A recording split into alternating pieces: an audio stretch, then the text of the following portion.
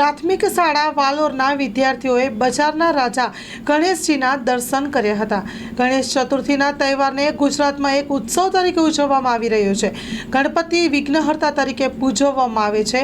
દુઃખને હરનારા અને પડકારોને પહોંચી વળવાના શક્તિ તેઓ આપે છે। નાના બાળકોને ગણપતિ દાદા ખૂબ જ વહાલા હોય છે। પોતાની અંદર એક ધર્મ પ્રત્યે આદર્શતા જગાડવા અને ઉદ્દેશ્ય સાથે એવી ભક્તિભાવથી શાળાના વિદ્યાર્થીઓએ ગામના વિવિધ ગણપતિના પંડાલોની મુલાકાત લઈને ગણેશજીના દર્શન કર્યા હતા। શાળાના વિદ્યાર્થીઓ બજાર ફળિયાના ગણેશ મંડળના ગણપતિના પંડાલે પહોંચી બજારના રાજા ગણેશજીના દર્શન કર્યા હતા। બજારના રાજાને હિંચકા પર ઝુલાવી ધન્યતા અનુભવી હતી।